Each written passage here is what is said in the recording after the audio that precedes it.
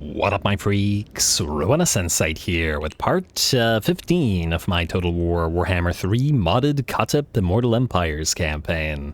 So as we saw last time, it was a different title, a very different title indeed, as we took it, as we took Bordello from the Broken Axe with Khatep, and found out that we could potentially vassalize Kuhan if we desired to do so. Obviously, Kemmler would have been the better pick, but Kemmler hates us, really hates us, mostly because of the gifts given to the various High Elven factions, since he's close enough for them to not like each other. Not much we can do there. We chose the High Elves and we've been getting a lot of mileage out of their units, so that's what we're going to continue going with. Anyway, in terms of what we gotta do this time, there's a few little mini armies that we gotta knock out. Can't really trust the Beastmen sticking around, same with whatever the hell this is, Grizguts. Just knock them out so that they don't threaten our territories. And notice how they're both in our territories, randomly, just like these other rogue armies before. I'm very strongly considering disabling rogue armies altogether via a mod. But anyway, yeah, we'll deal with those. We have one turn left until our Herald's Empowered technology is up and running, so we'll get another army and start swapping all the units around here. Probably going to send maybe a couple armies this way, one army down here, and then another army can go elsewhere, maybe to prep for the invasion of the Lizardman territories as well. Though I would like Khatep to take the book personally and to defeat Mazda Mundi in a good old-fashioned cast-off, but, well, we'll see. Anyway, let's start it. We're going to attack Sid... I don't think we can risk it. I'd love to go for the fill cargo, but I think that... Let me just see here. Yeah, this is basically at the edge of our range. There's no way, there's no way. Alright, Khatep, just kill it. Do we need to fight this? What do we have here? A bunch of basic gores and such. I don't think that this is concern enough to warrant an actual battle, so we'll declare war. We'll auto-resolve this and we'll find ourselves a proper fight. Frankly, the same goes for this thing, but yeah, I think we can do better. Plus, every turn spent teching up will be another turn that we can use to get more capacities, hopefully, for our super elite units soon. Unresolve this. Too much garbage there, and I think we'll go for Endless March just to move a little bit further, as Khatep needs to head to Kuran. He was already supposed to be there at this point, but, well, whatever. Anyway, Khatep, you can channel, and wait, that took... Why did that take your movement? That's weird. Huh. He had a little bit of movement, and then I went to channel, which shouldn't decrease movement, but it did. Does it matter? I suppose not, but still weird. Alright, King Anwar. You're gonna do the same thing and take this little rogue army right here, declare war, sure, everybody be happy, and kill off Grizguts. Grizguts is gonna run, and ooh, we can take the opportunity to finally retrofit King Anwar's army to where it's supposed to be. Ought to resolve this. Yes. Stop hurting the Eagles. And we could take the Endless March. We will actually heal up to full next turn. We could also do... I mean, it's a decent bit of money. Especially since we're not really collecting money right now. On the other hand... No, harvest organs. We're about to spend 1,000 jars on one thing, so we... I guess we have limited numbers of jars. Alright, Anwar, go here. Then what we want you to do is to get rid of... let me just see here. So 4 Eagles, you will be replaced by Carrion, so that we have 4 Carrion. And then you will be replaced by Tomb Guard. In theory, we would want something here for artillery, but, well, for now we have the Tomb Scorpion and the Necrotect, which wouldn't serve any purpose in this army otherwise, but I guess we'll pop them in there afterwards. Alright, so delete this. A shame to lose the chariots, but well, what are you gonna do? I mean, you know what? Keep the chariots for now. We'll delete them in a little bit. And then the Assyrian's Legion obviously has to go to the Nehekar warrior army. You're gonna then take the turns to recruit all of these guys, and then at least start on recruiting the Carrion. Oh, I see. I see the issue. We are global recruiting archers somewhere else, which is probably here, because the Asaf army requires archers. So you lose this because it takes 2 turns. Honestly, I think Skeletal Warriors and Skeletal Archers, any of the basic units should really... Well, I guess Skeletal Warriors do. Maybe Skeleton Archers should as well. Should only take 1 turn. But anything above that could take more, but yeah, I mean, it's a skeleton archer. It's it's still a tier 1 unit. Basically anything that's tier 1 shouldn't take any longer. Anyway, we'll do Carrion, and you know what, we're gonna need to get rid of these guys, aren't we? Just do it. Just do it. No choice in the matter. And Carrion, there we go. Now we will have 4 Carrion, not counting the Flock of Jove, to each travel around with the Eagle units, and then plenty of those Tomb Guard to hold the line. This will also, by virtue of lacking now those chariots, feel like a much different army than it did before. But it's also where we were moving towards, so it feels appropriate. Leadership reduction for all armies faction-wide versus income from buildings. I mean, to this point, I guess we could do this. I was holding off, but maybe now. We have Resurrect and Dune Rider. We still need, where is it? Unfading Memory, but we won't have any high-level Tomb Guard except the one for a while. Though we already have Sun-Scorched Bones, so we could probably. Fine. Tribute Collectors. The -5 leadership makes me nervous, but worth the cash. And Unfading Memory for the Tomb Guard. Good. I'm now just wondering whether we should replace the Tomb Guard with the anti-large Tomb Guard, but on the other hand, the anti-infantry Tomb Guard might be better, as the Great Eagles are great for assassinating large units anyway, so yeah. Alright, Anwar, you're stuck here for 3 turns, so sit. And everybody else, let's see what we got. Not much by the looks of it. Hetekor, you keep scouting, my friend. Stick around Kurun.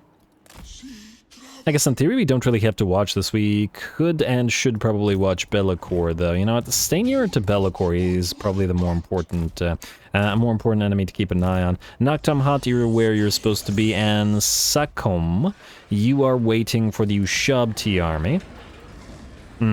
Or the Necropolis Knight army, either one. But we'll need we'll definitely need a Necrotech, probably multiple Necrotechs in those. Anyway, the rest of this looks good to me. We do have a little bit of cash remaining, so there is potential for spending it somewhere. These are being traded, but not until we complete the recruitment. I suppose we could trade Misnar at any point, though. It doesn't do anything for us here, does it? Oh, actually it provides additional local recruitment capacity, so no, we can't get rid of it right now. Should I perhaps have gone into the recruit rank +2 Worship of Jaf? Yes, but it's probably too late, as it will no longer add anything to us anyway. And what we could then do instead is go to Worship of Tra, so that when we move out, King Anwar will be able to move further. Anyway, Ashen Coast. We do have another one of these ready to go. And we still have a few more here, and that's probably about it for all the buildings that we can build and or afford. Harkaldra. I should perhaps have upgraded you. Well, on the other hand, we need the public order more. You know what? I think for now, you're gonna go for public order. Frankly, what's our Tomb King capacity at? I'm thinking we want to maybe get rid of this building here. What's the global recruitment on Tomb Guard like looking at? Let's see, it's 4 turns, so we could save 1 turn by not using global, and global does take a while as well. Oh, but it won't take a while after the heralds have been empowered. -1 turns and +2 global recruitment capacity. Yes, this will speed up our faction quite a bit. Anyway, the rest of that I think is good, or at the very least, as far as I can tell. Or I'm just too lazy to go through the entire list again, which is also fair enough, right, Ruinous? Yes, Ruinous, go. Skip, and the turn. Well, let's empower some heralds. I wonder, should we maybe go for Mousillon, colonize it, trade it to Lewin, just to try to build up a little bit of a relationship with him before we take his capital, and then trade it immediately back to him? This is going to be a very weird dynamic, but we'll see. It depends on how much he hates us after we take his capital. He's not going to like it. Let's say that. Oh, we also gotta make sure that he doesn't actually lose Aquitaine. What do we have here? 40 jars versus 2.5k. I think we need the money a little bit more than the jars right now, so we'll dig elsewhere. I think we've already read this, so we don't need to do it again. Ally mission aborted, Rite of Sotek, ally occupies settlement, constructor, disciplinarian, dynasty researched. Beautiful. Alright, next. Ooh, we got missions. We got missions, people. Heinrich Kemmler is where? He's actually kind of nearby. Oh, he's hanging around at Castle Bastonne. Oh, I don't remember what Is he? Is he actually here? Wait. I wish Khatep wasn't hurt. Ooh. And the ghost fence isn't completed. Oh, I can't say no to this. I wasn't expecting to do it, but it's a free defeat trait, and it's another sort of cast-off sort of deal. I wish I had not auto-resolved that, but... well, now we gotta deal with it. Oh well, Khatep's pretty strong. I think we'll be okay. We'll need to prepare for this, so I guess we'll go for Revered Stonemasonry. We are still intending to get some Ushabti in here. We can also immediately go for this, an end to exile. We couldn't have returned to Nehekara anyway until we got this technology, because, well, it feels appropriate to do so. Spell resistance, casualty punishment rate for all Legion units, cooldown reduction for all spells, including Skullstorm, and faction-wide complete immunity to all attrition. Ain't it a beautiful sight? Alright, let's level you guys up. Though frankly, you probably don't need it as much, but, oh well. You... I guess we could start moving towards Vicious Curses, eh? We don't really use Light of Battle. I mean, there could be situations where we use it, but mostly it's Khatep casting. Like, most of the time. This gives you spell resistance. Yeah, I think I want to go towards Vicious Curses, rather. Start powering up those Caskets of Souls even more. Do we need the bonus mana? We don't. If we had bonus mana reserves, I would definitely go for that, but this isn't mana I mean, not mana reserves, the capacity, rather. If we had bonus capacity.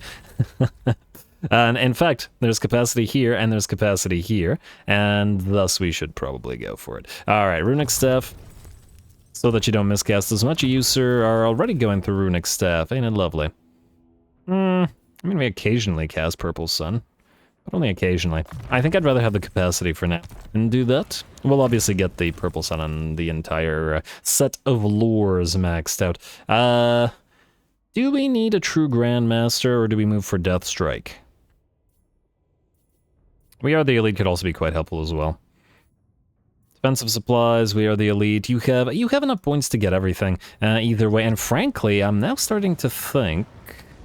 Well, no, I mean, maybe two Necrotechs will be fine, right? It'll be fine. Nobody panic. I guess since we're probably going to keep the Sphinx of Usek, and we're probably going to have the Ushabti in the summer, we're going to need a lot more point spending here. Let's get a true Grandmaster, though.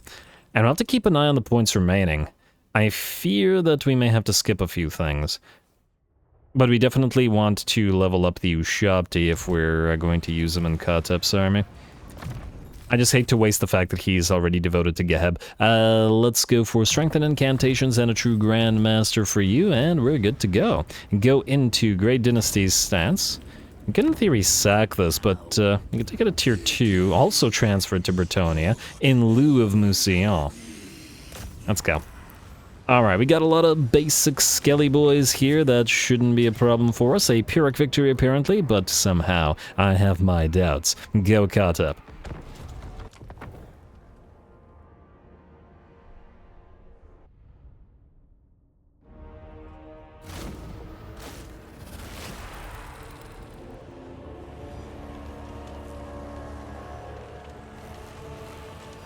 Alright, apparently Khatep is quiet today, but he likes to let the souls of his casket do his speaking. And there we go, nice. I love it when all three of them do their bombardment against a single structure. Looks like about half of the HP taken off this tower, though it is firing back, and we still do need to be careful. Now, let's hope that, well, there is no garrison structure, so this in theory should be a non-broken battle. Now, I was expecting the tower to go down there. It looks like it'll take one more volley, but that's alright. That's an additional opportunity for splash damage to hit the other units outside. Let's watch the last of the bombardment hit. And I'll probably speed it up rather than watching, like, you know, 80 years of bombardment. Here come the souls tearing down the enemy tower and whatever units they can reach up on top of the walls. No bloody screams because it's a grave guard and skeletons up here. Looking pretty good. I do love Kemmler's color scheme, though. Although they'll be returned to the grave sooner rather than later. Anyway, we're going to do the bombardment, going to knock down the other tower with all of our artillery pieces together, especially since that tower did do a little bit of damage to our Screaming Skull catapults, taking out a few crew, though leaving at least the actual catapults. I was about to say alive, but not deconstructed. Anyway, we're going to head the elites on in. I didn't mean to slow it all the way down. Going to head the elites on in towards the gate while the bombardment continues. Cameron's going to spam his invocation of Nehek, and I am jealous of his access to it, as it's a much superior heal to whatever we can get out of the lore of Nehekara, as we have to just rely on the passive, which barely heals. Anyway, let's see how much this helps him once the Sphinx of Usekf and the 2 Necrotects batter that gate down, which is just about at half HP. Gonna speed it back up for a little while, do a little bit more bombardment, but maybe get Khatep a little bit closer, as I'm sure he'd like to cast a thing or two. There we go, coming down the Sandstorm. That's the first Sandstorm, and then following that up with a nice Tomb Swarm. There we go. Sandstorm, Tomb Swarm. Everybody's having a bad day here. Skeleton Warriors at the very least. And we're going to follow that up with even more bombardment from our artillery. In the meantime, the gate is down to 1/3 of its HP. We can speed it up a little bit once more. And get another Skull Storm going right quick. Should have probably placed this one a little bit further down, but maybe. And the Vortex will head towards them. I always wonder, do Vortexes feel elevation, in the sense that if you put a vortex on a hill, is it more likely to move down a hill, or does it not care at all? Alright, what are these little... Are the little shapes supposed to be souls, or are just... I can't quite tell what they are. I mean, not the skull shapes, not the obvious shapes, little blue shapes. But anyway, a little bit too late as the Skull Storm dissipates, but so do half the units down there. Gate is just about broken through. A few more ectoplasm hits from our caskets, and our priests do summon their skeletal warriors. It would be nice if this was a controllable ability, but at the very least, whenever we have access to it, we do get at least one use of the Realm of Souls just from it, so it works for me. Certainly makes me think that it's then a good idea to essentially have 2 Lich Priests and, ooh, nice, in every single army, especially, I think, the Construct armies, where it would otherwise be impossible to activate the Realm of Souls. And it's always nice to be able to bombard things and not care about having the casualties there. Anyway, finally, the gate is broken through, and Khatep and friends are ready to make their way inside the settlement. Looks like our Necrotect and the Necro Serpents will lead the way. A bunch of effects will come down, so for at least for a few seconds we won't be able to see anything, but frankly, fighting in the fog seems kind of appropriate for the vampire counts. Not the Vampire Coast with their Fog of the Damned, perhaps, but, well, close enough. Anyway, Venom Knights of SF and the Sphinx of Usekf now holding off those Crypt Horrors. Crypt Horror, an absolutely fantastic unit. Linchpin of the Vampire Counts, rather, roster. And I guess for Harkan as well. Alright, but the Sphinx of Usekf should make rather quick work of it. And they're probably not appreciating getting a little bit of a taste of their own medicine, as our poisons work on them, and just as theirs work on us. And of course we'll follow that up with a little bit of Spirit Leech and a Fate of Biuna on the various units of Crypt Horrors. There are, I think, 3 of them in combat, and more coming in as well.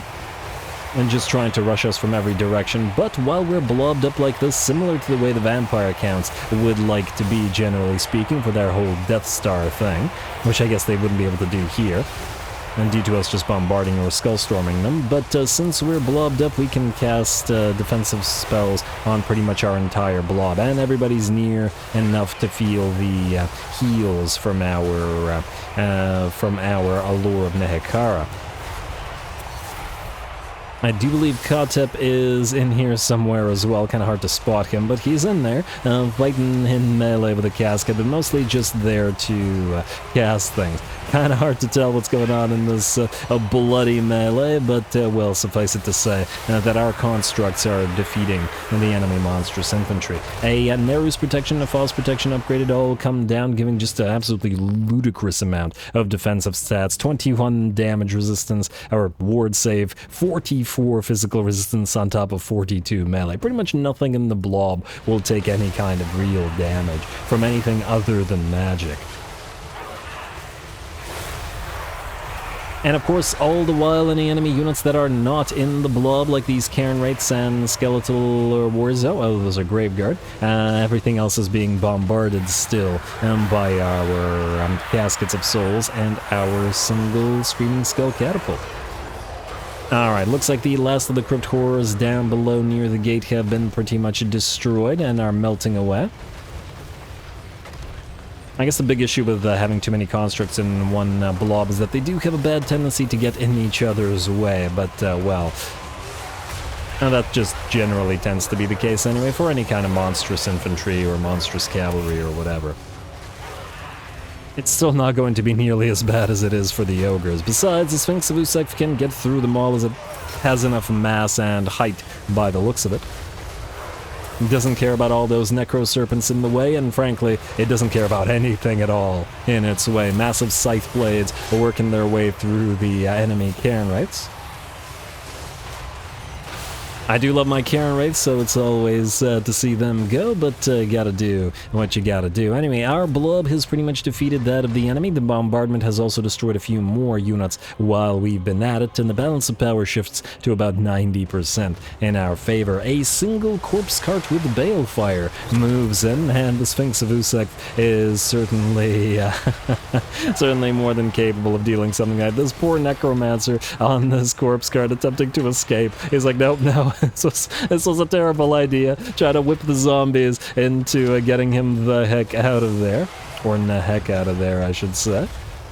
But alas, he gets pinned against this cliffside, surrounded, and will shortly be destroyed. I tried to speak slower so it would explode on cue, but it didn't happen.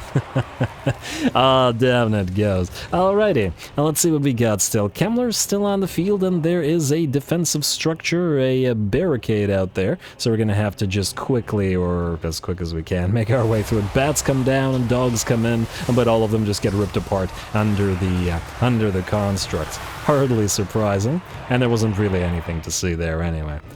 It does take quite a while to break through this barricade. Does the Sphinx of Usek, or do Necrosphinxes in general not have an anti-building damage bonus? They have Siege Attacker, but no, they don't have Wall Breaker. Oh, interesting. Alrighty, and well, if it isn't a Krell, making his way forward. Brave of Krell, but unsurprising. But once again, the Sphinx of Usek has killed many an enemy lord, many an enemy hero, and I doubt that it's going to be concerned about Krell, especially after we hit Krell with a Spirit Leech and an Incantation of Usek. Oh, no, wait, sorry, that's Usirian's Incantation of Vengeance, rather. Alright, Krell is... well, we'll just leave the Sphinx of Usek to take care of Krell, frankly, while the rest of them move towards the enemy Graveguard that are up here. Frankly, them blocking the Sphinx of Usek will most likely be in Krell's favor, as it would thus take it a little bit longer to kill him. And I love watching that Sphinx fight. It always does fantastic work and will bring down Krell like the rest, sending his body flying one way and then the other with that backhand of his scythe blades. And moving forward, as with Krell fallen, Kemmler decides to make his way towards the Sphinx. A bad idea, frankly. After you saw what the Sphinx did to Krell, you should probably be using that Nightmare to book it the heck out of here. And it looks like he does have a few zombies protecting him, but I don't think they're of any kind of threat to the... oh my. Biuna's used on, or Fate of Biuna used on Kemmler, and just because.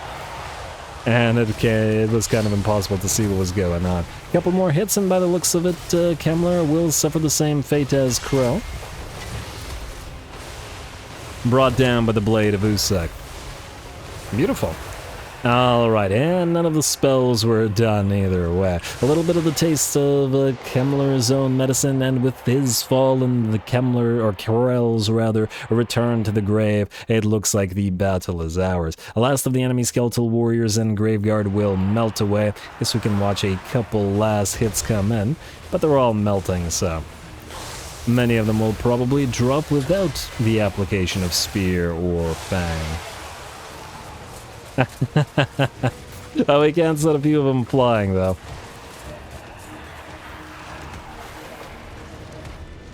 Gotta love watching units charge. And, okay, now that should be pretty much it. Lovely. And, there's a unit of Crypt Ghouls that have been hiding out in stock this entire time and not entering the battle. Well, they're about to get a nice charge. Oh, that was a bloody charge as half the entire unit, it just explodes to those. Alright, I'm glad I didn't speed through that, because that was a glorious little charge against the one unit. And now, the battle is done.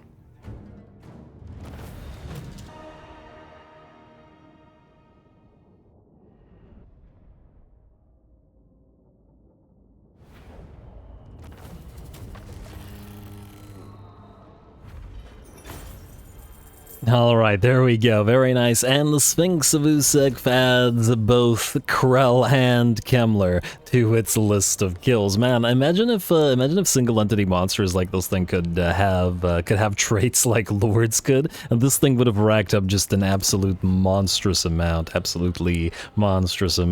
over the course of this campaign. Anyway, we'll occupy Castle Bastonne, and this gives us more spell resistance. I don't really care for the enemy when some magic powers are. I wish it would give us the power reserve, but we'll take the spell resistance as it would mean potentially less miscasting, and the Forbidden Rod is always a nice thing to have as well. Skeletal Seed for Nectom Hut somewhere. Priest of Tra gives us campaign movement range. Very nice. Huh, ranked up in territory belonging to vampire counts. That's interesting. Alright, we'll take the Priest of Tra. Does Khatep have room for it? We could lose the Banner of the Hidden Dead. We're currently using it on one of the Tomb Guard, but it's not really necessary, as all it does is separate them from the other Tomb Guard, eh?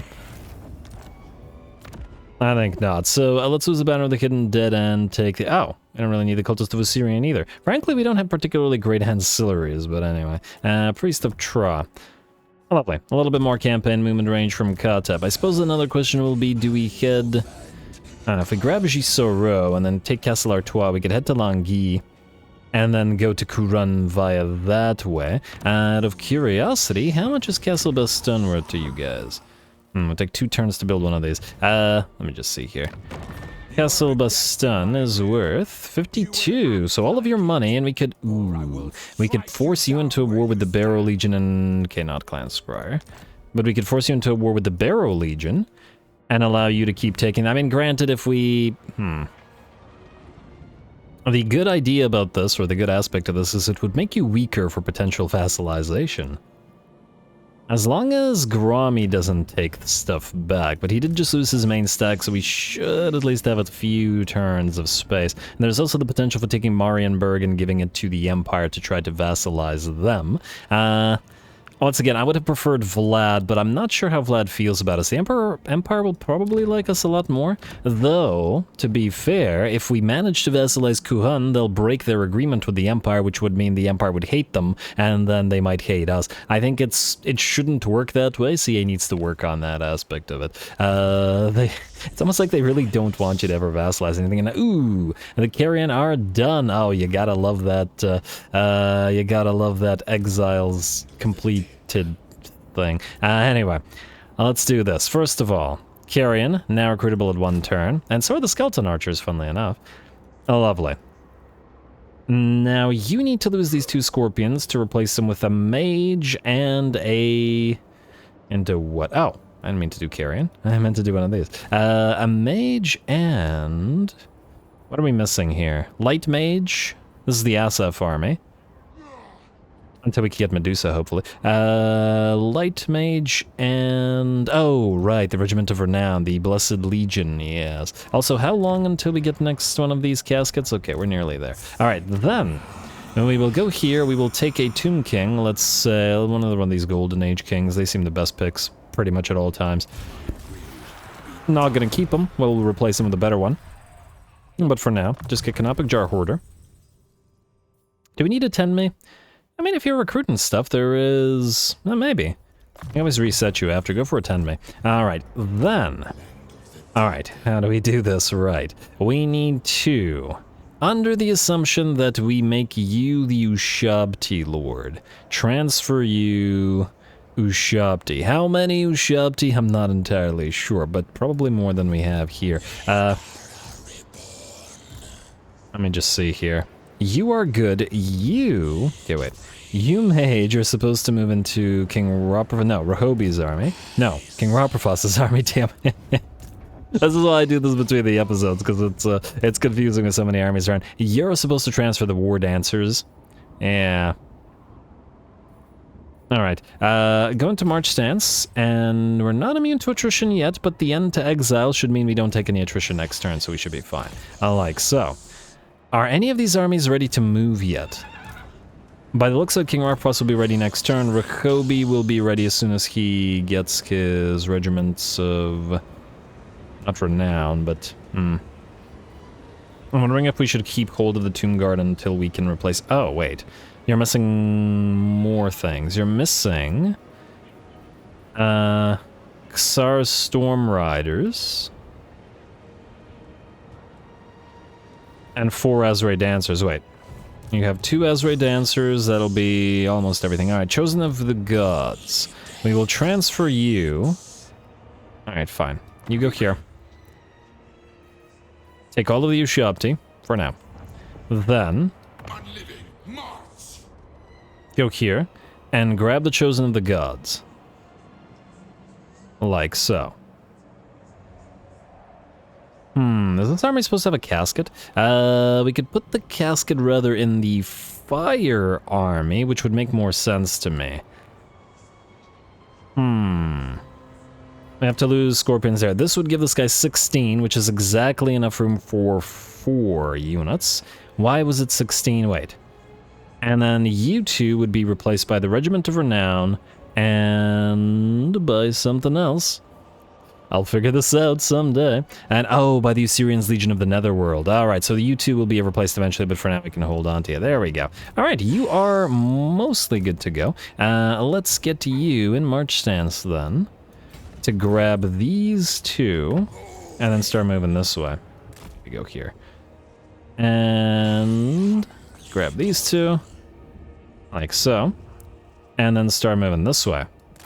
Towards the Glacial Gardens, and maybe towards Kawark, depending on if these guys grab it or not. How do you feel about us right now? Okay.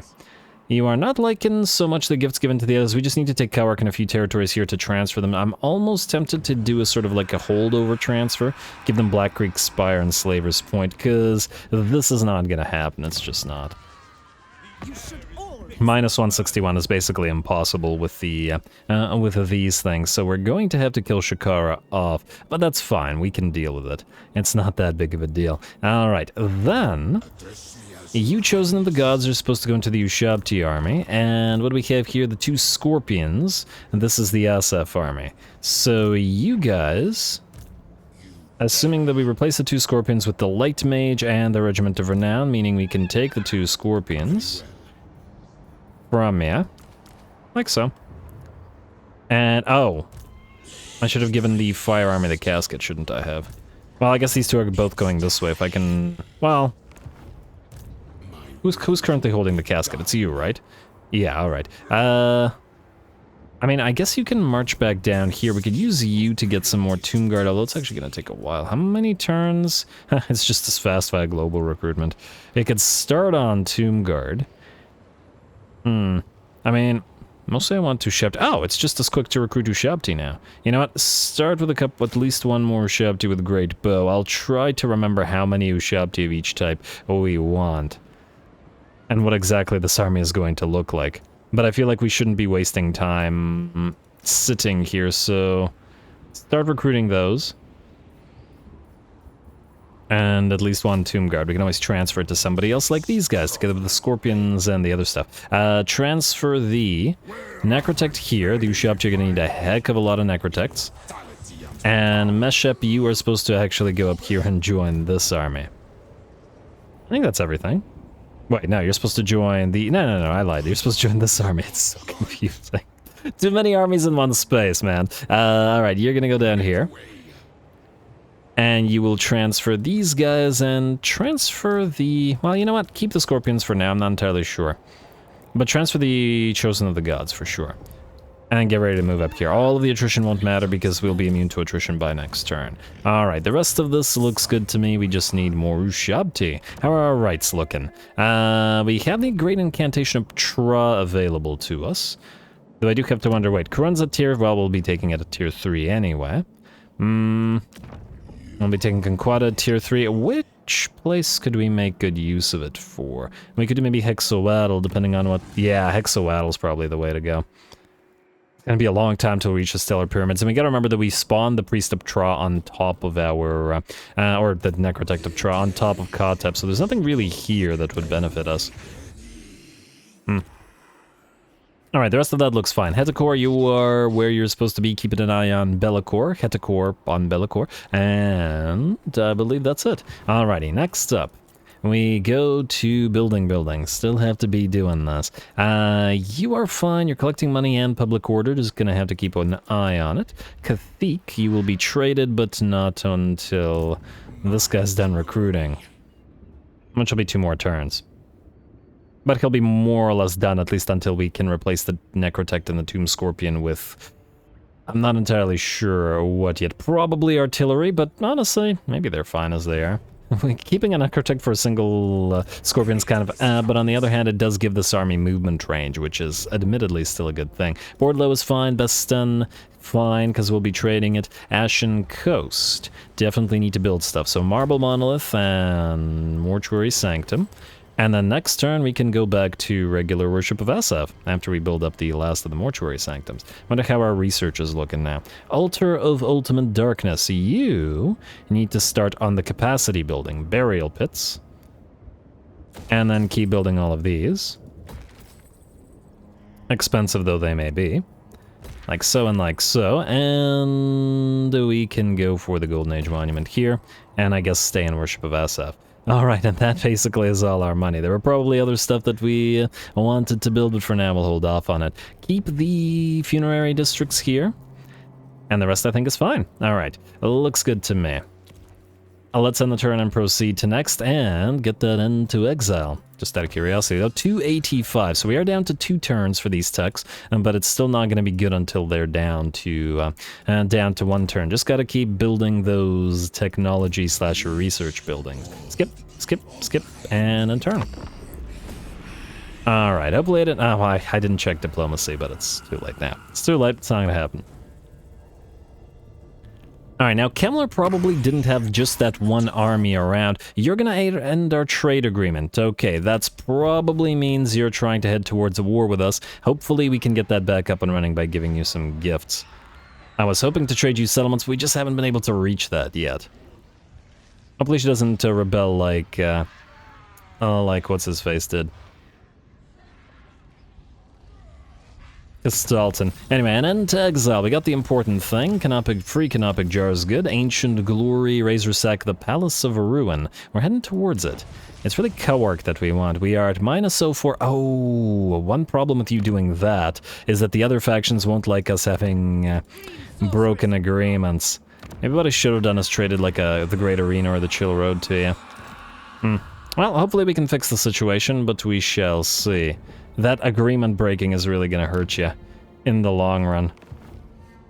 Okay. Nonetheless, we will move forward. Rehobi. Again.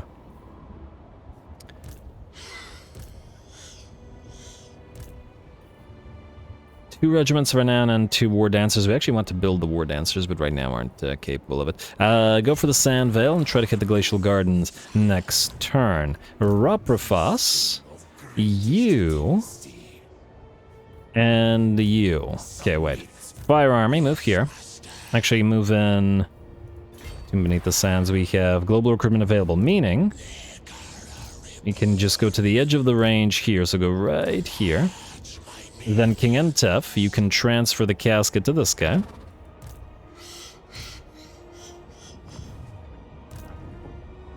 Come on. Almost there, buddy. Alright, transfer the casket to the Fire Army. I feel like it's appropriate. Then we will use global recruitment to get your green skulls back up and running, and you're stuck where you are, at least for now. Good. That's 2 armies ready to go. King Raprafas, I guess we could head you southward this way towards Shakara's current car, though frankly we might need a better army to deal with it. Maybe this isn't so bad. What are we missing here? A regiment of renown. And B, this guy.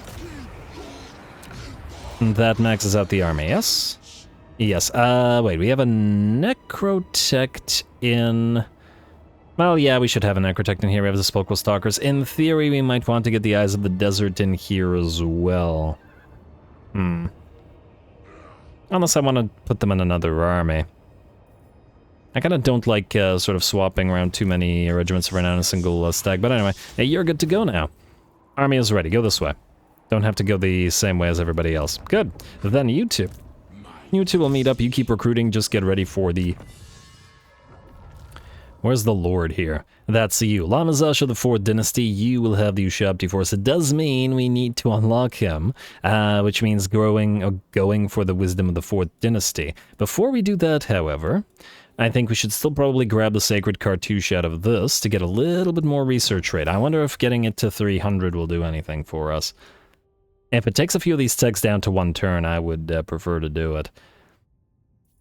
I guess we'll find out next turn. Alright, that looks good. Khatep, you are going next, my friend, and I guess you're hitting Gisoro. Huh, he didn't grab Mousillon. Well, nonetheless, this is free battle and XP and whatnot. So go to Gisoro and... I wonder, if we sack it, would we be able to hit Castle Artois in a single turn? Let's find out. What is that Castle Artois? Relatively weak defenses. Go to Gisoro. The auto-resolve will hurt us once again, I'm sure, but anyway. Auto-resolve. Really? I'm shocked at how much the auto-resolve has been hurting our Tomb Guard. Like, they're not the best infantry, but still, damn. Second, stop moving immediately, stop moving. Can you reach Castle Artois from here? No, unfortunately you cannot. Okay, that's a shame. You could go for Fort Berg-Bray, but what does that do for us? I mean, I suppose it would allow us to, if we took Fort Berg-Bray, hit Marienburg, and then try out the vassalization of these guys. And we could also, we could maybe actually guarantee it if we can't do it immediately by raising it and doing the Great Incantation of Tra here. Yes, Ruinous. Good. That's probably a decent way to do it. And then we'll have this massive Imperial border to rely upon. I do like that. I like that very much. Anwar, you're fine. Channeling Step. Plunderer. Sure. Storm of Necromancy. Really? Plunderer? Fort Berg-Bray is level 2. We should, in theory, be able to auto-resolve it, but no guarantee. Alright, go this way. And decisive victory. Nobody will die. Beautiful. Occupy. I don't think anybody cares for the fort, but... well. What's our garrison at the fort like, by the way? Tomb Guard, 2 Nehekar warriors, 2 more Tomb Guard, 2 skeleton. Yeah, it's still garbage. Even at tier 5, it's still garbage. No real point in holding on to it. How much is Fort Berg-Bray worth to you? Oh, it's nothing. Alright, fine. So, what we then do is take Castle Bastonne and give it to you. This is Bretonnia. Yes, this is Bretonnia. Castle Bastonne to you for no agreements, because we're going to attack you shortly. And we will have you instead join war against the Barrow Legion so that you guys are duking it out, and take as much money as you're willing to give. Anybody else we want you to declare war on? What about the Citadel of Dusk now? Alright, fine. Just do the Barrow Legion, like so. It'll keep them busy, and it'll keep the enemy out of our way. Join war, yes. Alright, good. Then, hopefully, he can act as a barrier to hold back the enemy while we continue to hold on to Bordelot. Minus 138. It didn't actually seem to make him any weaker in terms of vassalization, but, well, what can you do, I suppose? Huh, now another question. Would we actually be able to give him back Kuhan if he has nothing bordering it? Because technically, right now, nothing is. We don't have to take along Guy first, do we? Maybe we can send Anwar that way. And take them both at the same time. Laneshi giggle. Anyway, let's continue. Falconer, you're good. Everybody else has moved. Head to core. Stay near Bellacore. Building. Alright. Red Desert, we start with you once again, and you're fine. Khatep, you're gonna be traded next turn, or started to be. Bordello is fine. Great Ocean, still not something we need to touch. Marble Monolith, yes to the Golden Age Monument. Then we can switch to Worship of Asaf. And I guess next turn we can increase the public war. Oh, actually, we don't even need to. We can do it right now. We will drop below... Well, actually, we won't drop below 75, so we're fine. Alright, and each one of these gives us more research rate. Beautiful. More money as well. Gisero Gap ignored. Iron Coast. Definitely don't ignore this. So let's go for Mortuary Sanctum. And let's upgrade both of these marble monoliths. More faction-wide growth. Harkaldra, we will seek to upgrade you rather shortly. But I want the public order to grow so that you can be upgraded faster. Gotta get that reduction in construction speed. Rakto, Gorge, and Shrugtech match. Your public order is now fine. You can switch to Worship of Asaf, and you can change your Worship of Construction Reduction. Huh, you can actually collect money for a little while. Yeah, go for it. Until we build those ancient pyramidions at any rate. Alright, good. Iron Frost Glacier, Dagrak Sand and Iron Frost. We're probably gonna trade you, or at least there's a decent likelihood, so we'll wait on it. Iron Sand Desert. Nothing needs to be built here, but you can collect your income now, since we have massive amounts of growth going everywhere. Obsidian Peaks. Yes to the Circle of Destruction. I want the Tomb Barks up and running as fast as possible. Let's upgrade the Venom Glade. And I guess we got another Ancient Pyramidion or Faded Pyramidion to be built here. Nice. Public order is unfortunately still dropping here, but there is not much we can do about that. This can be replaced with now another growth building. This will be replaced with another Pyramidion. Good. Safari. We are going for the Lone Column. No, we're not. We are switching to Construction Reduction first, and then we're going for Lone Column next turn. Can we collect money here now? Spiteful Peaks? No. Still not collect money here either, but we can start on a Pyramidion. Like so. And we have to keep the public order until it fixes itself. And the rest we have no more money to do. So, assuming that there's no diplomacy, which we'll check in a second. Let's check diplomacy. Alright, Clan Angren, it's Dahlia, doesn't look like it. Legion of the Gore Queen really wants peace. Ah, they're going for Cowark now, damn. Not exactly what I wanted, but, well, not much we could do about it right now. Could we tell you to grab the, occupy this. Occupy the frozen city. Go this way, not this way. We're going this way as well. Minus 95. A misplaced word will mean your death. Pray. Yeah, we'll see about that. Black Creek Spire is now available. Alright. I think we're going to give you Slaver's Point, like this, to get a little bit of cash. So-called king? Khatep isn't a king. I mean, do you mean by the fact that he's a tomb king? Anyway, we'll do this. Alright, that fixes the money a little bit. Black Creek Spire is now worth how much to you? Alright, it's not quite enough to get the trade agreement back up and running, but if we pay them a little bit of money next turn, it might be. How about... How much is Slaver's Point worth to you now? Just out of curiosity. 46 versus Black Creek Spire, which is worth 12. We could do this and still get some money back and allow us to build a little more. I think maybe that's the way to do it. And then we could trade them Slaver's Point again and give them something else for the trade agreement, like so. Alright, and we're now moving to minus 15, which is a lot better. It's a lot better.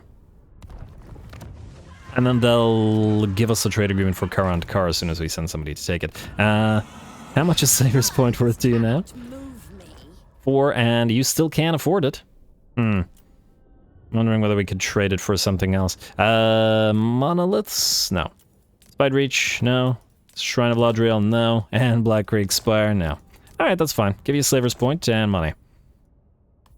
Alright, some of our other vassals probably won't be super happy about this, but we just gotta keep them declaring war on the same factions. Yeah, you're still relatively positive, you're relatively positive, and I think we could do anything we want, and Eltharion won't care. We gave him way too many territories for him to give a damn about what we do. He's very happy with us. Anyway, we basically made him the other major power on Ulthuan as he completely replaced Theatane.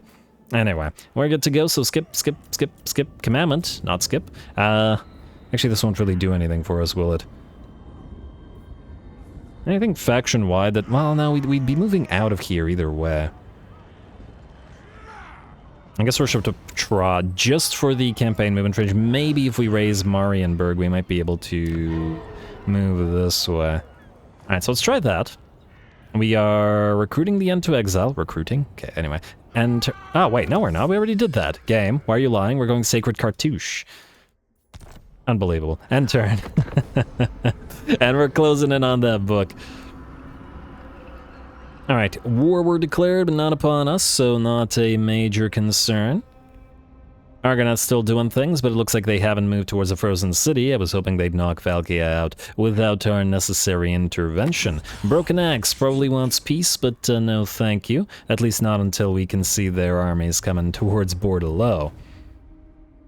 We'll probably keep an army out here just to help, you know, give territories to our allies, but also fight and raise and get us jars. There we go. Sacred Cartouche should give us over 300, which... ah, damn. So this doesn't go to 1 at over 300, meaning it's most likely at either 4 or 500 research, which is quite a big difference, to be fair. Alright, either way, we're going to Wisdom of the 5th Dynasty. No, 4th. 4th Dynasty as the Ushabti army is next. And it'll increase Ushabti power as well. Also, you're on foot with bow. Oh, wow. Definitely gonna need an Ushabti guard to keep you up and running. Khatep. What's at Marienburg? Nothing. There's basically nothing in Marienburg. Go to Grey Dynasty's stance, raise Marienburg. Like so. And raise it. Will you back off to the fort? Yes, you will. Fantastic. Well done, Khatep. I was hoping that might happen, but I wasn't expecting it. The other Trickster Shard, beautiful. Then we'll pop this. Great Incantation of Tra to get that Necrotect, and we'll immediately get the Marienburg territory built up. Colonize ruins at tier 3. Then, just out of curiosity, how much is this worth to you? -1? For 3,000 gold, we can immediately vassalize the Empire and get even more vassal tribute. Probably the way to go. I know. I wanted some vampire units too, but in theory, there are some other vampires around. It's just that these guys really don't like us, and -150 is really unlikely. And also, we're fighting chaos right now, which is endearing us to the Empire to some degree. Ooh, hello, where are you going? Zacharias. Not the Zacharias, a different Zacharias, but nonetheless. I think we do it. I mean, we could build some stuff up for them, but they can build it themselves. This is also too far from us to defend, so... Marienburg to you. Vassalization. This will make you break your agreements with the others, but, well, what can you do? What can you do? Propose offer. Go. Beautiful. And immediately trade agreement. Lovely. Plus, this gives us a massive amount of vision, which is great. And, Talzin! Now, what do we have to do to vassalize you? -46, actually not all that much. We might be able to send somebody to grab the Massive Forecal and then give them Paravon, and then... Whoa! What? Oh my, I've never seen that happen, ever. Clan Angren has taken out Durthu. Is Durthu gone? Damn, that's pretty cool. But what this means is if we declare war on Clan Angren, we could take Waterfall Palace and give it back to Orion, probably for vassalization as well. Neat. I just don't want to collect income from any of our territories, so yeah. You're nearly willing to go for that non-aggression pact. Are we willing to give you money for it? Oh, you don't like the Reichland treaties. Well, you can't attack Reichland, but you not liking us more is not such a great thing, so I think we're gonna have to invest in you, at least for now. Alright, we'll do that. Looking good. Khatep and Fort Berg-Bray. You will probably get attacked by these guys, unless Lewin, of course, retakes Castle Artois. Minus 60. Did that increase or decrease? I don't know if anything happened to it. But I do know we need to still attack you. And you don't like Reichland... Oh, actually, they still are relatively okay with each other. Alright. Not complaining about that. King Anwar, you are now ready. You're headed to Longyi in case Lewin does not take it. And then if he doesn't, you can go for Zacharias up here. So, march stance to Longyi you shall go. Then we are free to take Misnar and Torkarali and trade them to Eltharion.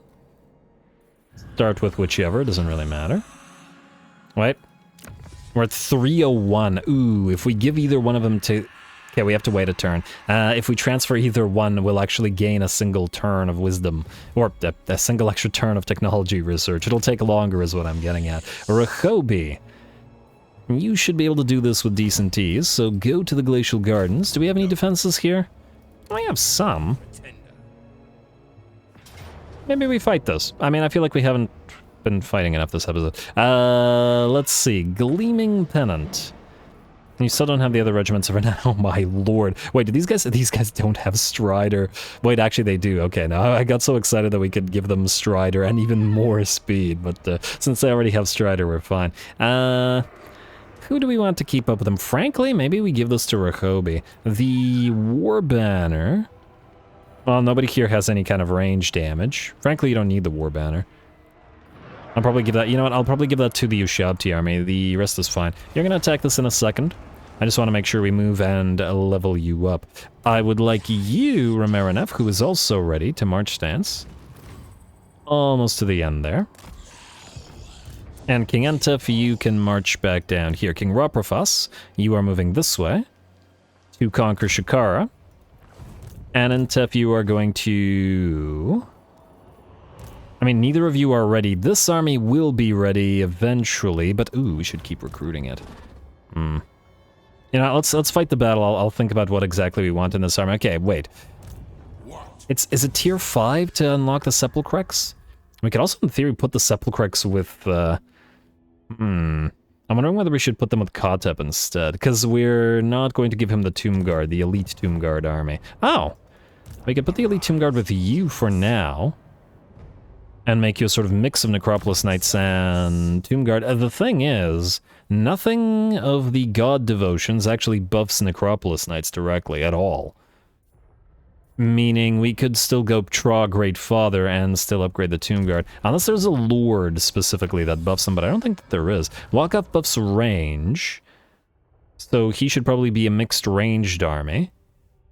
You upgrade War Sphinxes. Well, the War Sphinxes also go very nicely with the Tomb Guard. It's not like we want an army of nothing but War Sphinxes. You have nothing specific, and you have Chariots and Tomb Barks, which we're working on. Yeah, fair enough. Alrighty, let's do a little fight, shall we? Been too long. Plus, I once again want to see... Oh, now the Golden Host of Mahrak are under the Nehekar Warrior Army command. Meaning, they should be a little bit stronger. Let's level you up. We're moving to air command, so let's get... honestly, none of these are useful. Leadership on an own territory... Yeah, this is all defensive stuff, so we don't care. Alright, do that. When the you, I guess, do the same thing. And you actually can get air command dominance. Or actually, you get persevere, because it's better. We'll get the other one to do dominance. Just gotta make sure that I do different ones for both of them. Alright, and then you, Lich Priest of Nehekara. You will probably want to max out replenish troops. Mostly because we already have casting out our Rehobi. Alright, away we go.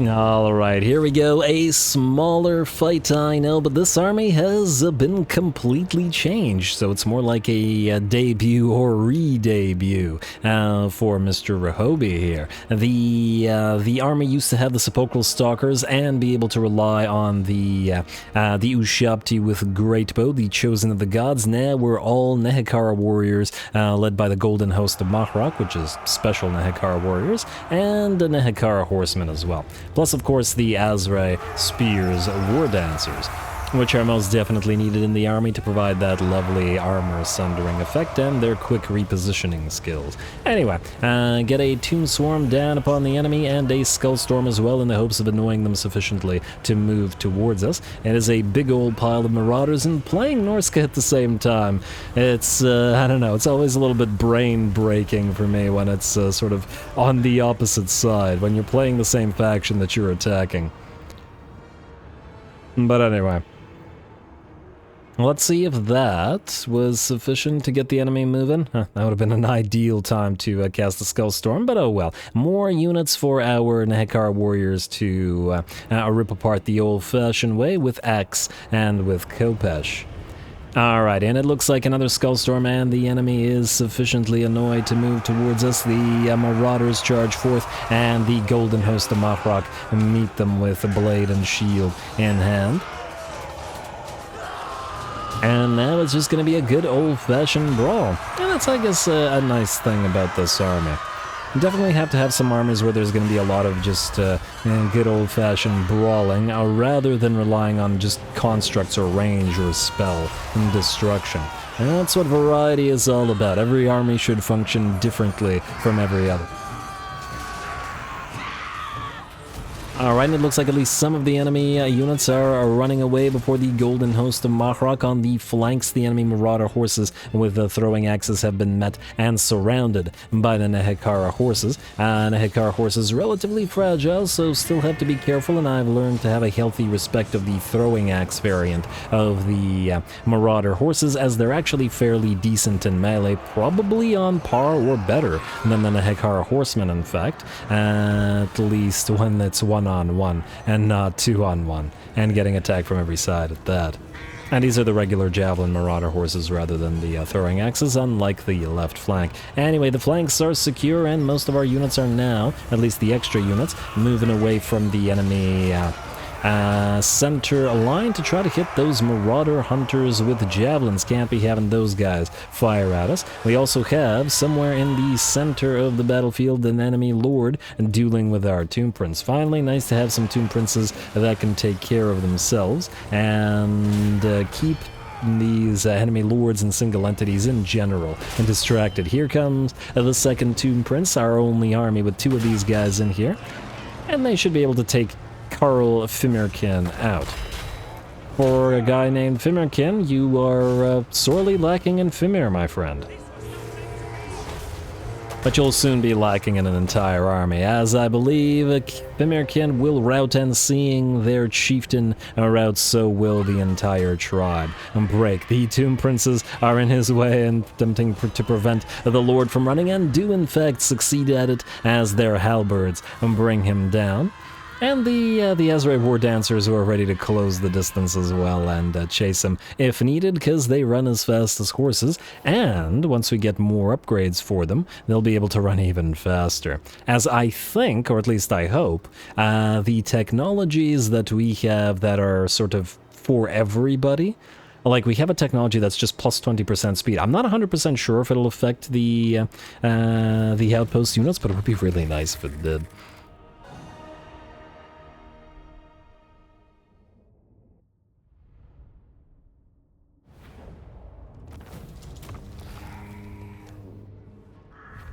Alright, there we go. That worked out pretty darn well. The Golden Host of Mahrok certainly showed up, especially this unit with their 238 kills. I'm gonna have to name you. Nice. Let's see. The Nehekara horsemen did okay, but everybody in this army still needs buffs for the army, so we're gonna have to get to work on that. Alright, and we will occupy the place for, well, not really ourselves, but we'll take it, and then we'll see about it later. Storm and Mung destroyed. Lovely. You two are now good.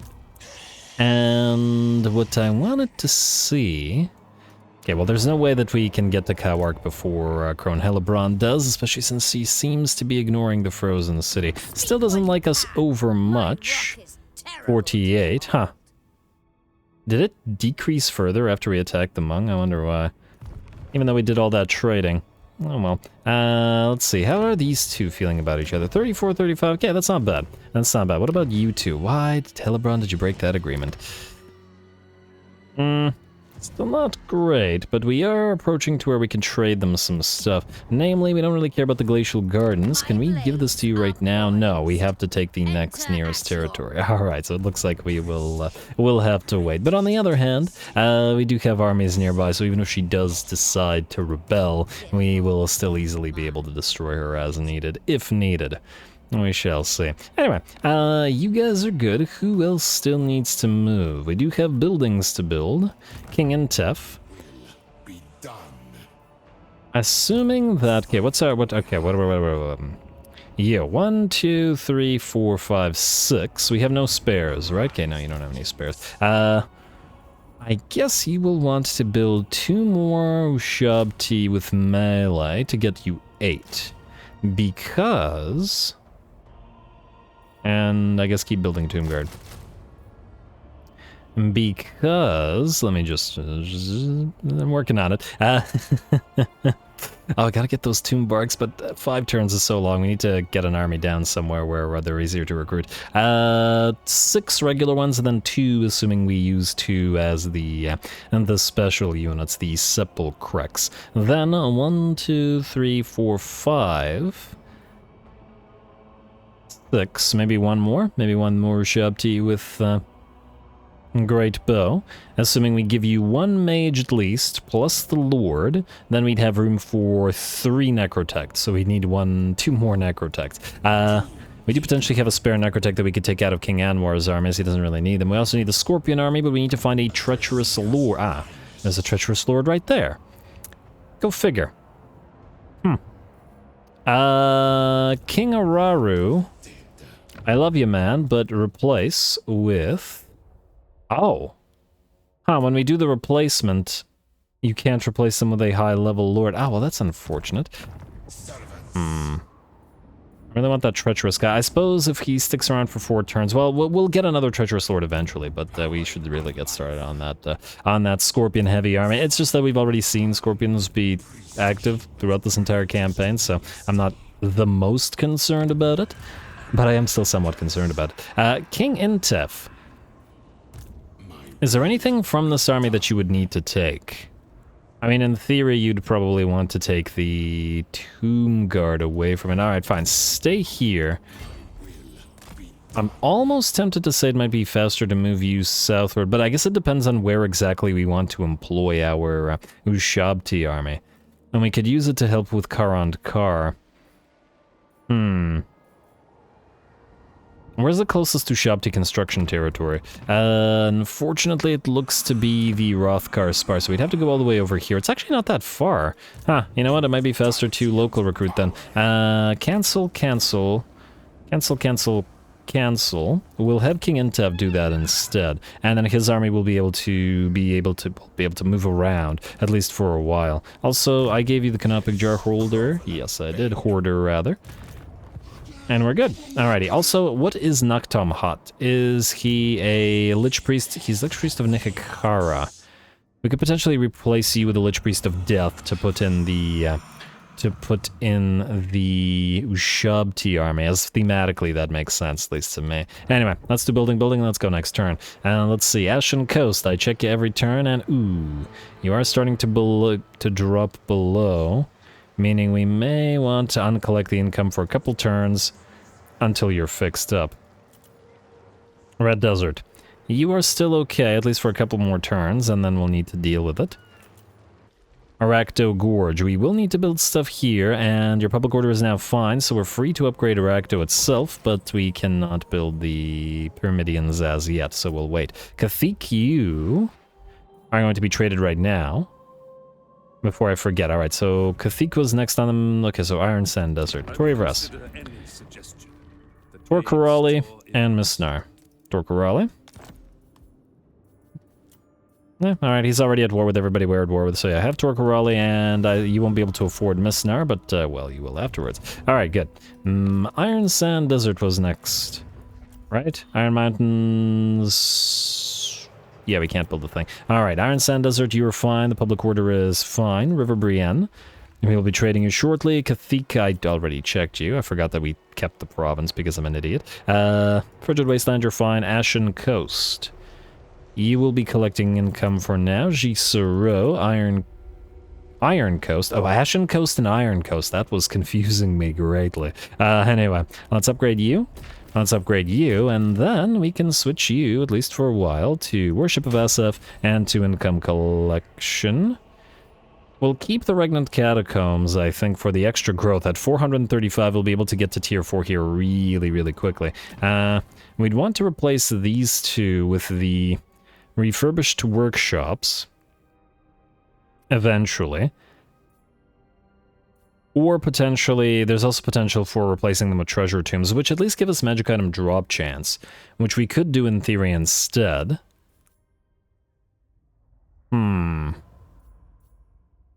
Or I suppose we could eventually replace the marble monoliths with those. I mean, I suppose one good thing about not using the refurbished workshops right now would be not having to rely on canopic jar losses. We could build the treasure tombs anywhere. It's just that they're horrifically expensive, that's the main thing. Now, this is, however, in the middle of a bunch of other territories, so there may be a reason to do it. Though I still say we do the growth, at least for now. Alright, it's fine. Iron Foothills, Harkaldra, you are still waiting for that public order to be fixed, but you're working on it. Dagraxand, you're about to be traded. Oh, we should probably take a look at that. Well, next turn. Clarkarond, alright, definitely stuff needed to be built here. First of all, start with another Pyramidion, then start with a lone column for that growth and research, and then you can upgrade your lone column as well. Good, every single one of these will fix our research and growth situation everywhere. Everywhere all at once. You can lone column up.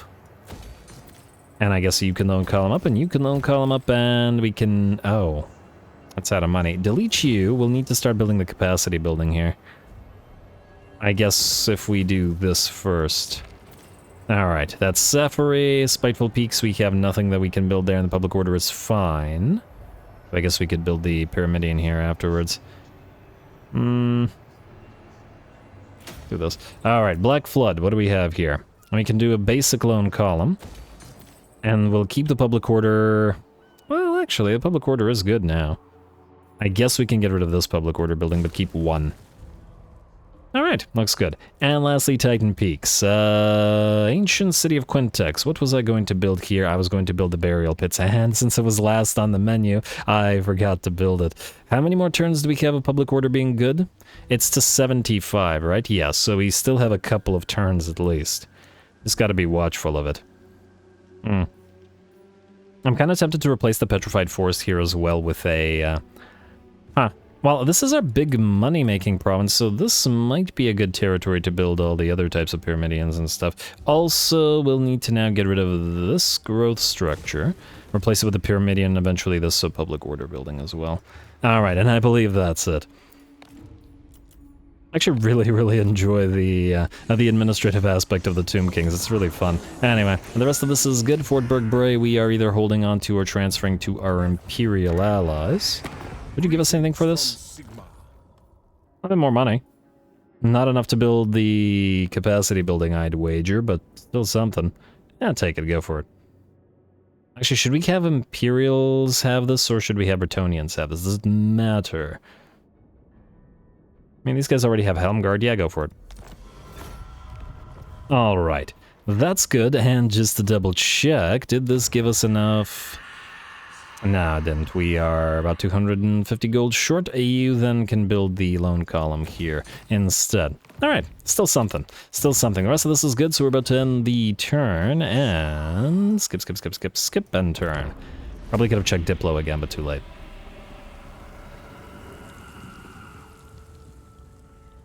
Alright, let's see what we've got. Hargonath's still looking nice and friendly with us, despite the tension between the elves, but hopefully we can deal with that. Oh, Kemmler, minus 1300. He really doesn't like us. No peace, only war. We're headed to Kuran. I'm really hoping that we can reach it in a single bound with Khatep. Really like to grab that book immediately. Alright, ally begins outpost construction, wild hunt ceases, and in regular stance, just out of range, my friend. Oh well, what can you do? Go into dynasty stance and then go right here in allied territory. Well, alright, there's a couple things we want to do. First of all, we'll want to trade you Misnar, if you can afford it. Sort of. But wait. 311, no, we're still okay. You can have Misnar. State your case quickly, for countless Asur lives depend. Like so. Alright, there we go. And now we are effectively off the donut minus the minus these things. You are still relatively happy with us. You are still very happy with us. You are still more or less happy with us. Oh, you don't like gifts given to Avalorn? Come on. Wait, what? You don't like us giving gifts given to Avalorn, but you love Avalorn. And in fact, you're trading, and you have military access with each other. What the heck, game? This is just trying to be annoying to the player now. You know nothing. Yeah, this is not of our concern. Minus 102. I fear the whole Hargonath thing may not work out. I wish that the aversion would decrease, but no, well, okay, they've taken Kawark, so they now have this full territory. Ooh, now that they have Kawark, can we trade in the Glacial Gardens? Still no. Alright, so we'll need to take something up here. Alright, fine. You go here. And you should be able to reach a Palace of Ruin next turn, and let's see if there's a proper stack there. No. Are you able to go into Entomb Beneath the Sands? Alas, no either. We need to keep an eye on the ability to recruit stuff. Oh, you can actually move as far as you can. And then the same with you. Well, actually, you guys should stay together just in case. Who knows if there's an army up here. Corn Hellborn should at least like us trespassing in these guys' territories. Let's see if they take the Frozen City. Alrighty, who do we have here? You are now going to trade the Tomb King, Tomb Guard, to you, and then you're going to move southward in order to recruit here, while you, King Intef, can move into Entomb Beneath the Sands and keep moving through Caldra and Nagarond and recruiting there, like so. And like, oh, we're kind of running out of capacity for these guys, but whatever. We can always trade them to another army as well. Alright, and you have no mage and nothing else, but, well, you can always transfer these things. Alright, but the Zandri Black Shields aren't unlocked yet, so we can't get those anyway, alas. Alrighty, King Anwar, you, I would like to attack Langui. We're going to thus declare war on these guys, like so. And then we're going to have you take Langui. Next turn, we will trade it away to Kurun, then we will attack Kurun, take their book, and try to vassalize them. I want to see if I can get this done. This episode. Auto-resolve this. Hopefully the Carrion won't all die. No, they're fine. I mean, it was basically a non-existent garrison occupy. Can we build anything here in one turn? Not really. Alright, so stay here for a turn. Alright, I'm very curious to see if this will work or not. You're going for our allied territories, but we can deal with you. Huh, watch him land at Marienburg and immediately retake it. Oh, I just realized by vassalizing the Empire, they are no longer at war with each other, and they're no longer at war with Throggy, which gives them probably a few turns to recover from the sort of hectic situation that was going on there. Huh, it'll also probably mean these guys will turn towards Wissenland, but it might allow the regular Empire to confederate with Wissenland. Alright. That works fine, and I'd love to do the same thing with northern provinces. In fact, I want to send a couple of Tomb King armies up there as soon as we're ready. And Khatep, you are nearly good to go. We need to do building again, guys, so sorry to those who aren't too fond of the administrative work, but I'm fond of it. And you're heading to Clarkaron, or Karantkar rather. Clarkaron is down there. Alright, Hetakor. Keep an eye on Be'lakor, continuing to do so. And Noctomhat, you are fine as you are. Alright, building one more time, then we end the turn, then we attack Run. Cleric Spire. Minus 82, still collect the money, just for another turn at least. Erecto Gorge, you are now ready to start building Pyramidians. Faded Pyramidian here, but no other Pyramidian because we cannot yet. Alright, at least the public order is fine. Iron Sand Desert, you are able to collect money for at least another turn. Maybe a couple turns. Bordello, okay, just gotta double check those orcs. If they take it, then our, well, what we wanted to do will go to waste. The Great Ocean is fine. Marches of Kuran, you're obviously fine. Glacial Gardens will be traded. In fact, if we could trade you, the Glacial Gardens for the Glacial Encampment, I would really like that. Wrong thing. On behalf of the Mage Queen. Glacial Gardens for Glacier Encampment. Yes, you will do it. Beautiful. Like so.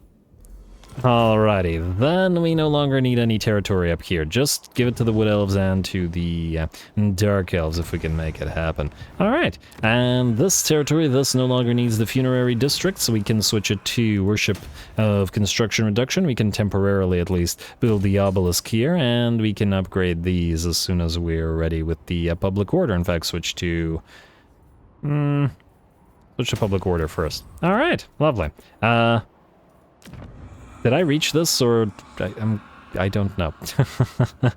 I don't know if that. No, I don't think I did. All right, we have to do it in order. We have to do it in order. No choice in the matter. You kept the public order. Iron Coast, yes. Go for the Golden Age Monument next turn. Once you've switched to construction reduction, growth is 441. Yes, yes. Get just the 1,000 growth in every territory, so that everything gets up to Sphinxes. And the next, like, 10 turns.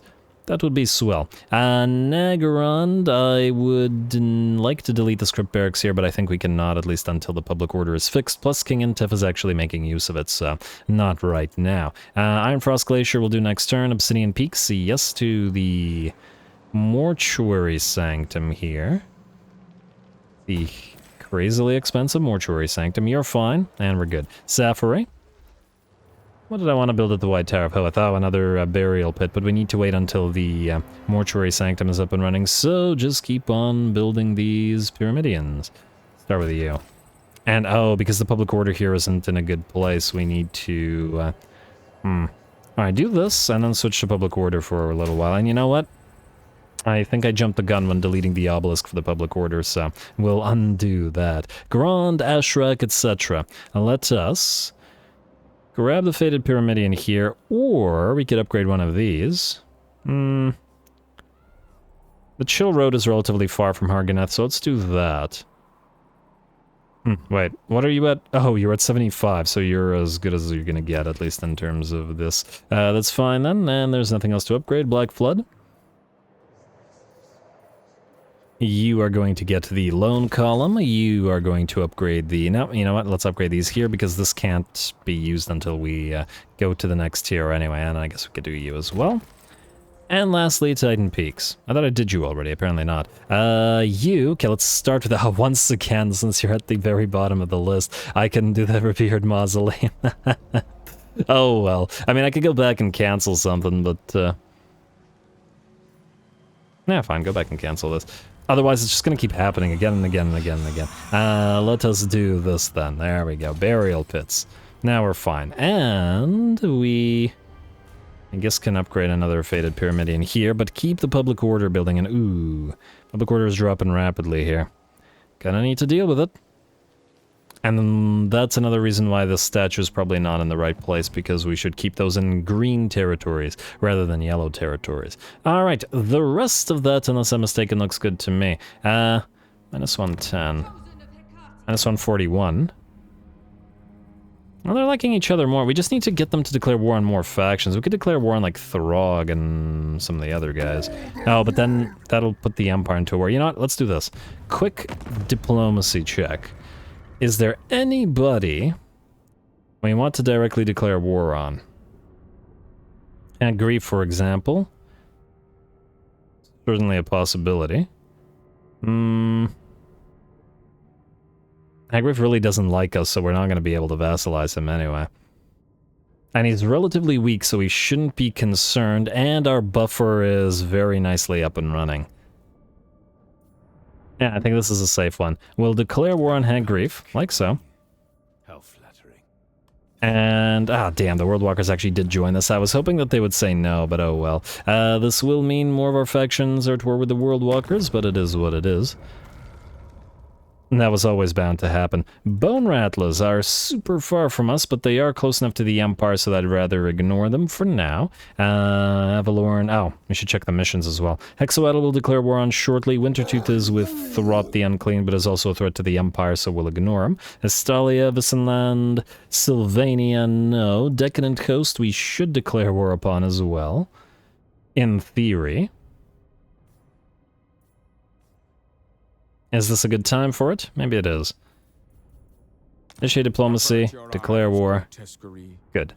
Alright, as long as Hargoneth is joining these wars, they're not yet planning to succeed, unless I'm mistaken. That's the idea anyway. And we'll ignore Warhost of the Apocalypse because they're in the Empire. Lorelorn and Tolzin. They don't like the treaties with Reichland because Reichland broke all their treaties when they became our vassal, which again shouldn't be the way it is, but it is the way it is. And ooh, there's a Naked Claw right here. Damn, they've got free research from... Ooh, he's probably moving towards Bordeaux. Okay, we gotta make this happen right now. Bellacore, we'll take you as a mission. Hey, for us, we're actually maxed out, but you can't build any good, anything good, really, so... We'll ignore you. Let's do Zacharias. And Heralds of Ariel, Bellacore. Huh? Why did... Okay, it cancelled Bellacore. Bellacore, and... Okay, you're the only option, so we'll do that. Alright, the rest looks good. Let's end the turn. Let's hope that Bordeaux doesn't fall, as if it doesn't, we should be able to get the book and do our thing. Moment of truth. Alright, yes, we're at war with a ton of factions, but we don't care, it's not our concern, that's our vassals' concern, plus whatever armies we want to send around to sort of raise territories for Canopic Jars. Valkia, we're not piecing out with you, keep fighting with Hargoneth, please. As you've been doing. World Walkers went to Citadel of Dusk, Estalia, we're good, alright, so... Now, Kurun has plenty of defenses. They're actually not super strong, but we'll most likely need to fight this manually. For the reason that it will be a broken battle due to the walls there. Ooh! Man, this guy has all these armies out here. I'd love to fight them, but to be fair, they're also kind of weak armies. We can send Danwar up there while we go up to Bellacore with Khatep. Alright, so Anwar, I would like you to leave Longyi. Then what I'd like you to do is to trade Longyi to these guys. Like so. And join our war against, say, Scryer. No. How about... Hagrief? No. I just want to make the faction weaker. World Walkers? 0.5 for 1200? I think we could do that. No agreements, though. Like so. This is putting us up to plus 88. Then... we will declare war on you, take Kurun, and hopefully we can immediately peace out. Let's see. Will the Gambit pay off? Revered Stonemasonry and Reanimate for Khatep. Yeah, alright. Got most of the good stuff. Ooh, we're nearing rank 40 as well. Let's level up Darude Sandstorm, who is missing... Runic Staff, or we're going to continue moving through Runic Staff. You can go for Incantation of Preservation, and then I'm going to say cooldown reduction for Spirit Leech spam. Alright, what about the Necrotects? You were heading towards Desert Strike, so Woundmaker, and then... I forget, did I put you guys on Chariots or on foot? Your speed is at 94, so Chariots. Probably could use the additional armor then. Kind of fragile on those Chariots. And then you have a Grandmaster, true Grandmaster, and thus can go for Moonmaker as well. Alright, looks good to me. Now, we join the war. Wait, is anybody here we're not at war? Oh, damn, I should have asked the World Walkers for this. But I think we...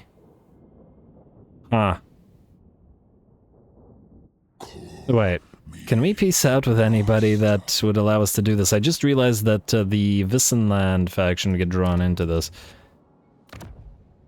Visenland hates the regular Empire. Damn, I don't want the two to fight each other necessarily.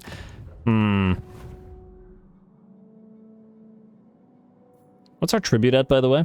3,000. It's more than our building income, and it's more than our trade income, so it's a decent now. Ah, there's a good claw. Oh, yeah, he's going for Bordeaux right now, so this either works or it doesn't. Well, go figure, right? Alright, who could we peace out with? No, not you. Who could we peace out with that you were at war with? We're going for Bellicor within the next couple of turns, so that can't work. Kamler is a possibility, as he'd leave the rest of us alone for a while. We could redeclare war on him after.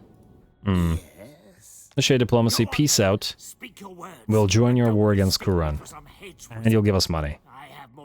We'll do this temporarily.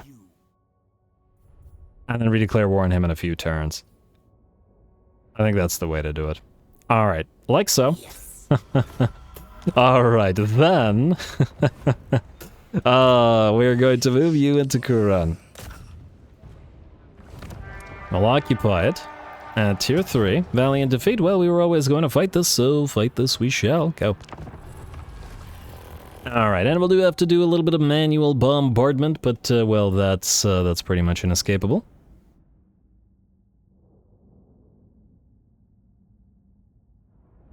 I'm just really interested to see if this works out. I really hope that they're not so mad about the Kuran thing that they're not willing to peace out, as then the vassalization thing probably won't work. I suppose we could try to give them Bordeaux to peace out and then hold on to Kuran until they're ready for vassalization.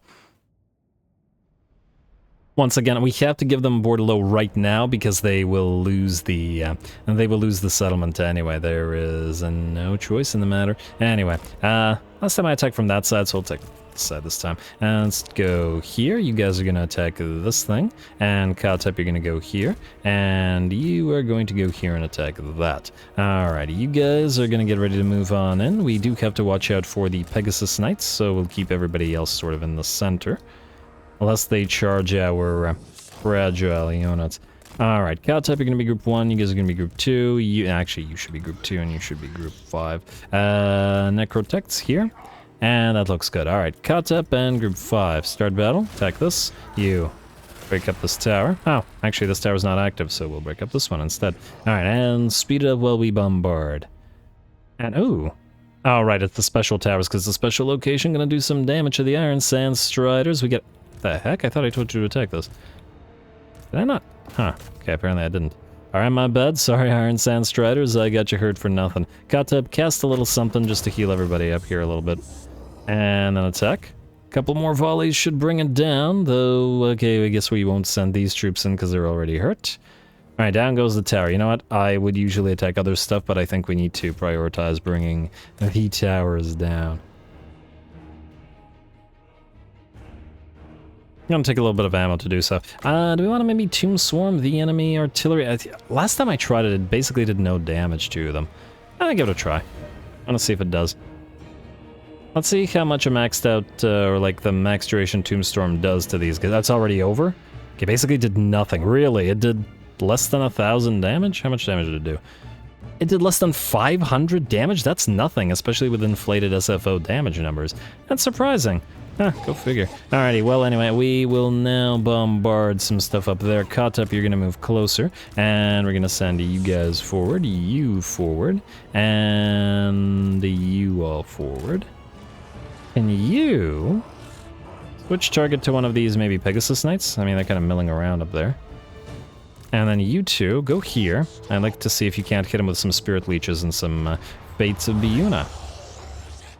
Alright, Khatep, before you leave these guys, can you give them a nice, Traw's Incantation, like so. I'm buffing them both up in terms of damage.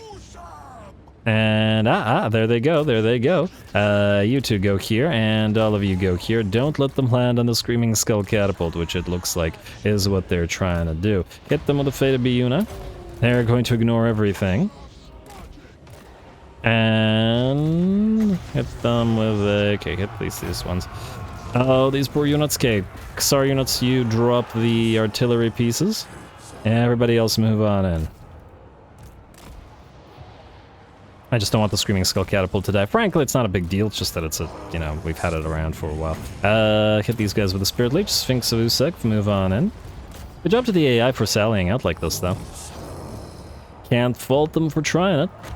And heal these guys up a little bit. Are you going to drop down from there, Pegasus Knights? Oh, it caused the summon, which is kind of a shame, but whatever. Alright, and are they going to go for Khatep now? They are. No, they're not. They are going to go for... Actually, I have no idea what they're going for. Okay, you guys reclaim your artillery piece. You're gonna go for the Necrotex? Alright, activate Tomb Strike. Let's pop another Spirit Leech on them. And are they gonna try to run? Where are you going? Alright, well, those guys are screwed. How about what's going on over here? Bombardment yet continues. Let us switch bombardment to maybe you and maybe you. At least this way we've got more time to run out of ammunition. Alright, everybody else is good. Artillery. Pick up your artillery pieces and get back to firing. And everybody else get back into position here, and here, and here. As those guys are no longer a threat, and Khatep can move forward. We're gonna max out the speed. Once again, would have been better as a cinematic, but, you know. Broken settlement is a broken settlement. I can't control that. Alright, good. And Khatep, you could fire upon the enemy artillery. And hey, who's firing back at us here? I saw something fire at us, and what is that? Oh, it's the enemy artillery piece. Oh, cute. Gonna have to watch out for doing damage to the elites. We could also go up the walls. You know what? Go up the walls. Why not? Tomb Guard, climb. I don't really need you to, you know, deal with the other stuff. And you guys go forward and attack the artillery piece, and you, Khatep, are you blocked by something? Probably by the elites. Alright, elites, go for the gate. And I'm gonna make you into a separate group, group 3. All of you together go into melee stance as well. Let's turn off the auto fire from the Eyes of the Desert Sepulchral Stalkers. You can target the enemy artillery piece as well. And, I thought I turned your fire off. Oh, did I turn it back on? Maybe I did. Alright. Ignore it. Hardly matters. And I don't know why you two ain't climbing, but you should be. Okay, you maybe climb. Go here and then climb. Huh. Are the walls here messed up in some way? They kind of didn't seem to want to climb where we wanted them to climb. Not that it'll make much of a difference at the end of the day. Alright, you, Khatep, fire on this now, and then you two fire on this other artillery piece. And you just fire at whatever you can reach. Alright, looks good to me. Khatep, activate the bleed ability on the Khatep guard, go figure. And you want to activate a few spells? Let's see, what do we have out here? Alright, you know what? Do one of these tomb swarms right there.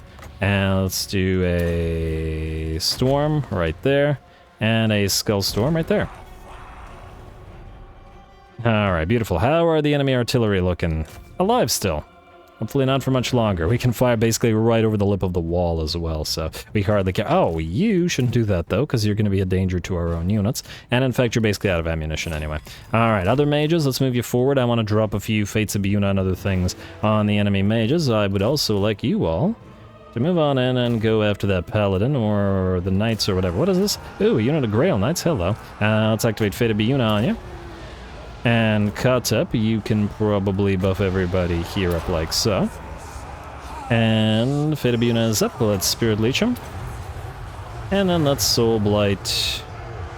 I'd actually like for the other knights to move on in before we do. Alright, you go forward. And you guys are gonna back up. Let's get the Necrotect to heal you up, so that you don't take any more damage. Aha, there we go, the enemy are in. Let's Soul Blight them all up. And then let's also activate the Foz Protection to keep everybody nice and hopefully healthy.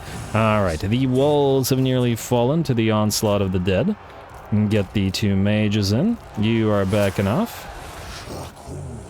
You're the regular Necropolis Knights, right? Yeah. And how much longer do we have on that heal? Okay, a couple more seconds. Let's activate the heal from the second Necrotect. Also on you, since you've taken the most damage. Alright, Khatep. Anything you want to do here? Guess we could give bleed to the Kepra guard just to activate our heal ability. And there's not really much else left in the enemy settlement. Let's go for another storm or two like so. I guess we could also pop the Osirian's Incantation of Vengeance on... What are these? Questing Knights? Knights of the Realm. The Grail Knights are already done. Let's do Questing Knights because they're a genuine threat. Alright, mages in here. And Sphinx, you're being kept out of the fight by virtue of the enemy blocking you off, which fair enough, but, you know. Everybody else head down there. The Skull Storms are doing their work. Let's put a Spirit Leech on you, but it looks like it won't be needed as the enemy army will break. A little bit of damage on the Necropolis Knights as I sort of jumped the gun by sending them in without waiting for everybody else, but I was trying to do the battle reasonably quick. Good. Now let's see if this all paid off or not. Either way, we had to get the book, and the book is ours.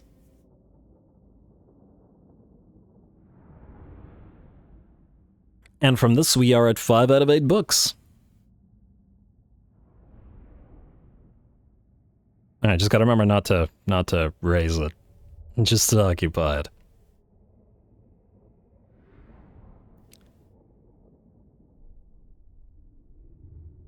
Come on.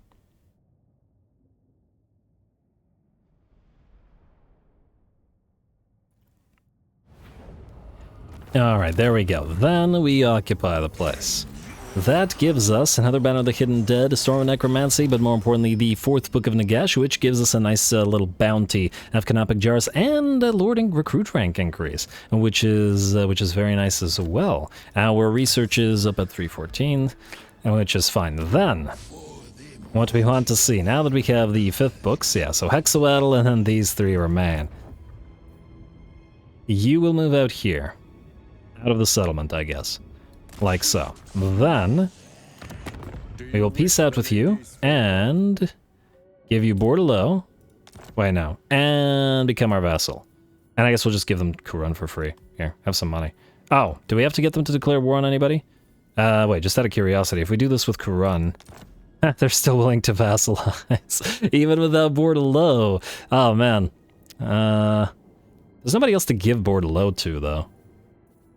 But still give us all your money. Peace treaty, become vassal, yes. A good plan. Alright, beautiful. And a trade agreement, and... well, the problem is we still have to give you Bordelot, although you're at war with Clan Squire, so they'll probably take it anyway. Is there anybody we could give it to other than you? I fear not, though. I mean, I suppose what we could do... I assume he has a nuke as well, which is not going to be so good. But it is life. King Anwar down here. If we're going to send Khatep up north anyway, to deal with Be'lakor and take his stuff and get his defeat trait and take Conquata because it's a cool landmark. And then maybe we can have Anwar deal with Ikit. I assume, just out of curiosity... yeah, we have no settlements that we could trade you, so we would have to give Bordelot to these guys.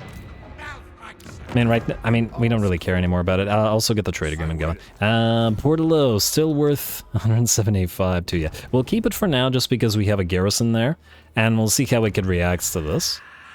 I hope that he actually attempts to siege it, as it would allow Anwar to actually move on. And I didn't quite expect this to work with Kurun, but I am very happy that it did. Alas, now we are out of time, and I'm going to have to call the episode here. On the bright side, I'll be able to do the admin for this turn between the episodes, and next time we can start off with whatever moves we need to make and continue moving southward. We got 2 more turns until another army ready to go, and our growth has increased massively, so I expect Sphinxes to make it on the field within the next couple of episodes, which will be nice as well. Speaking of the next couple of episodes, next turn we will most likely be able to activate the Ushabti Lord, Lamazash of the 4th Dynasty, and we'll be able to recruit him at rank 6 because of that. Or wait, no, rank 12? Yeah, rank 12 because of the... and because of the book thing we have, which is quite nice as well. Plus, this army can act as a sort of temporary force until we're ready to give it to somebody. Honestly, this is actually a fairly solid, decent sort of army composition. It just needs a mage and a couple of necrotechs to heal the knights since they're constructs. Yes. Anyway, more Khatep to come, so stay tuned. Don't forget to leave those likes and comments below, as they will determine how often we post this particular episode. All glory to the algorithm, and thanks for watching.